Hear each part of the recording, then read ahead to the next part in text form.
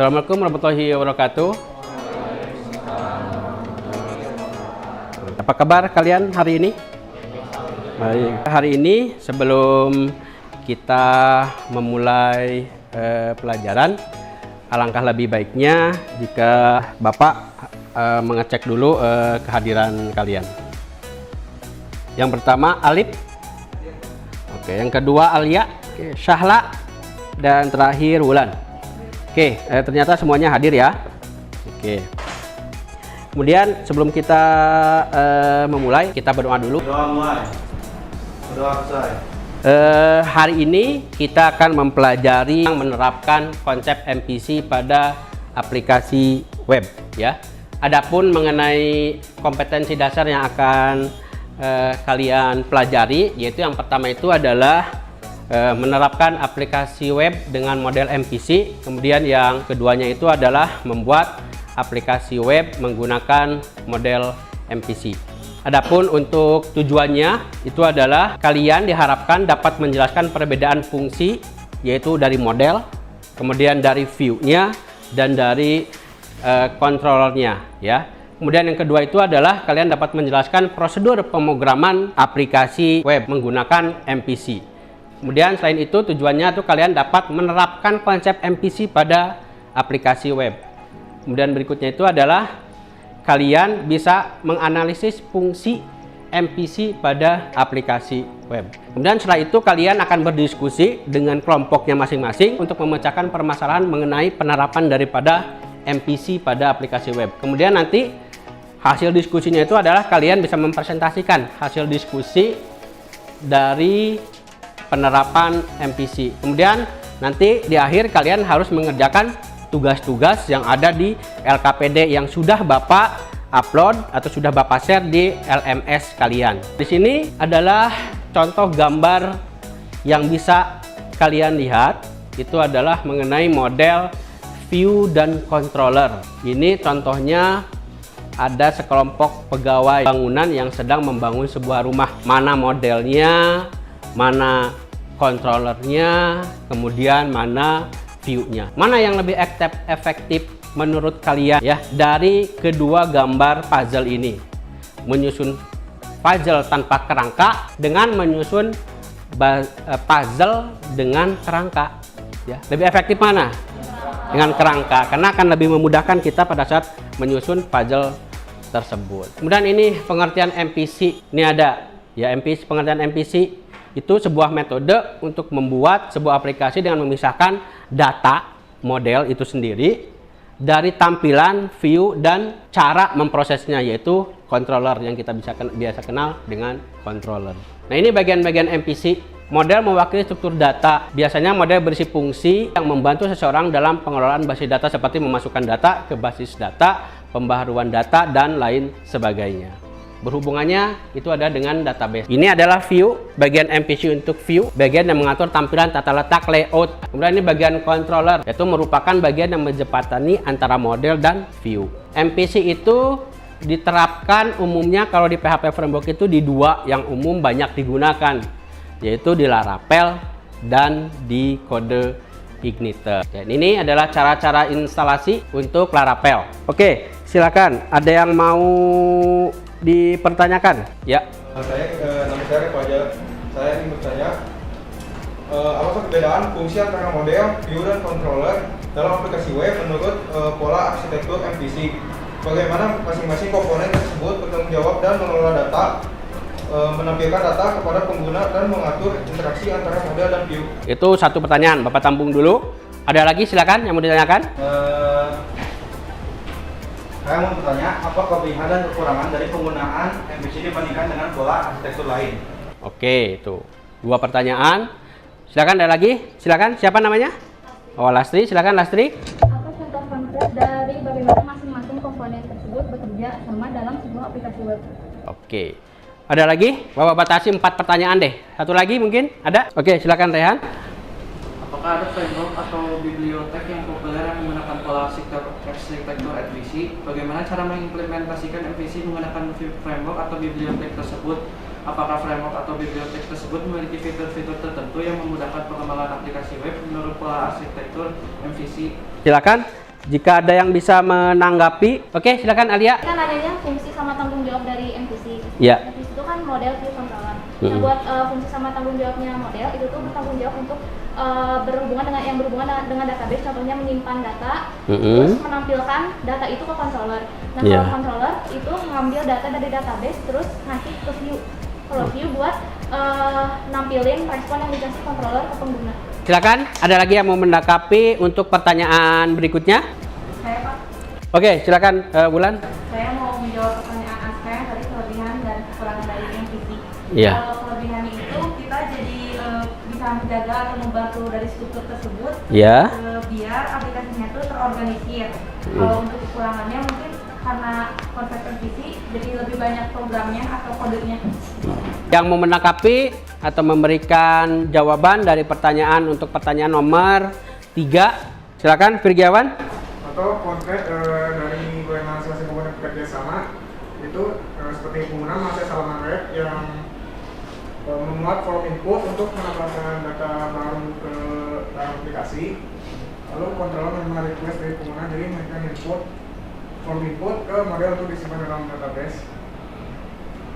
Lalu model mengelola operasi penyimpanan data ke database dengan mengakses database melalui koneksi JDBC atau Edo.net atau menggunakan objek URL seperti yang berikutnya. Oke. Lalu setelah data disimpan ke database, model mengirimkan informasi ke controller bahwa proses penyimpanan data ini sudah selesai gitu, sudah selesai.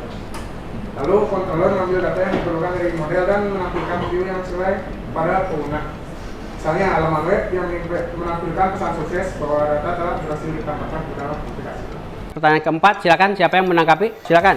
Untuk jawaban Rehan, ya ada banyak framework dan bibliotek yang populer yang menggunakan pola arsitektur MVC untuk pengembangan aplikasi web. Beberapa contoh framework MVC yang populer adalah ASP.NET MVC, framework MVC yang dikembangkan oleh Microsoft untuk platform net, tersedia untuk bahasa pemrograman C# dan VB.NET.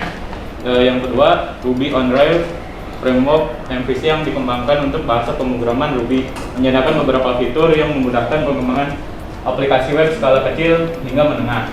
Yang ketiga, Django, framework MVC yang dikembangkan untuk bahasa pemrograman Python, menyediakan berbagai fitur yang memudahkan pengembangan aplikasi web skala kecil hingga besar. Yang keempat terakhir, Laravel, framework MVC yang dikembangkan untuk bahasa pemrograman PHP, menyediakan berbagai fitur yang memudahkan pengembangan aplikasi web skala kecil hingga menengah. Oke, tepuk tangan. Ya. Oke ya, itu ya. Jadi apa yang sudah ditanggapi dari pertanyaan atau dilontarkan pertanyaan dari kelompok lain dan ditanggapi oleh teman-teman kalian, ya itu fungsi, kelebihan, ya, kemudian skala yang bisa dibuat menggunakan Laravel dan lain sebagainya, selama itu masih bisa memungkinkan untuk diterapkan menggunakan framework itu masih bisa memungkinkan. Oke, berikutnya silakan kalian buka LMS-nya, kemudian di situ buka LKPD-nya. Silakan kalian kerjakan ya tugas-tugas tersebut. Bapak kasih waktu kurang lebih sekitar 10 menit. Silakan kerjakan tugasnya. Di situ ada tugas mandiri dan ada tugas kelompok ya. Kerjakan dulu yang tugas mandirinya ya. Kemudian nanti tugas kelompoknya itu ada di tugas mandiri yang tugas keempat ya.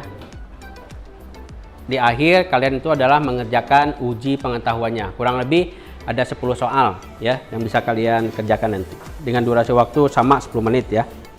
Kalian bisa kembangkan ya permasalahan MVC ya. Bisa berdasarkan pengalaman yang kalian rasakan selama kalian membuat sebuah aplikasi menggunakan framework PHP, yaitu bisa Laravel ataupun PHP. Tidak berpatokan pada bahan yang Bapak kasih ya, kalian bisa mengembangkannya, searching lagi materi tambahannya di Google. Silakan diskusi ya, silakan diskusi dengan sesama anggota kelompoknya. Nanti Bapak harap kurang lebih 2 atau 3 kelompok bisa presentasi ya. Oke, mohon diperhatikan semuanya. Assalamualaikum warahmatullahi wabarakatuh. Waalaikumsalam warahmatullahi wabarakatuh. Perkenalkan, nama saya Aska dari kelompok manajemen kesiswaan. Di sini saya akan menjelaskan mengenai alur dari framework Laravel dan kode Igniter. Kalau dari alur Laravel, pertama user mengirimkan request lalu masuk ke controller yang sudah terintegrasi dengan routing. Setelah itu, controller meminta data ke model yang diinginkan user dan dikembalikan lagi ke controller untuk dikirimkan ke view lalu ditampilkan ke user. Sedangkan untuk yang kode Igniter kurang lebih sama seperti yang di Laravel, tapi jika kita berdasar pada dua gambar tersebut, alur kode Igniter yaitu browser mengirimkan HTTP request ke controller, lalu dieksekusi request dari browser tersebut dan dikirimkan ke model sesuai eksekusi tadi, lalu dikembalikan lagi ke controller dan diteruskan ke view. Sekian dari saya. Oke, tangan.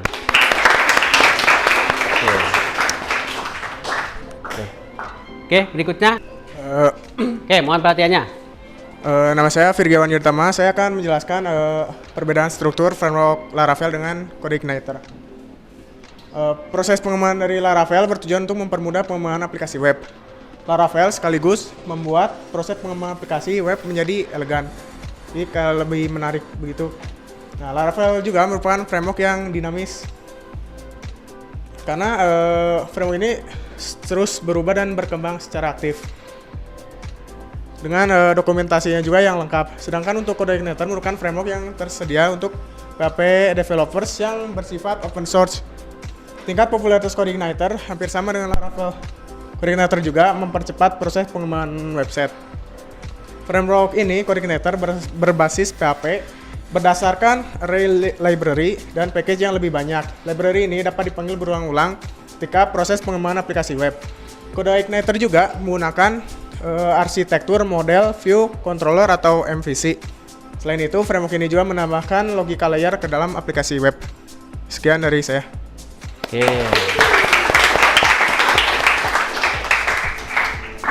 Oke, berikutnya kalian fokus ke LKPD yang ada di LMS. Kalian silakan mulai mengerjakan untuk soal uji pengetahuannya. Ya. Bapak kasih waktu kurang lebih 5-10 menit ya. Silakan dikerjakan.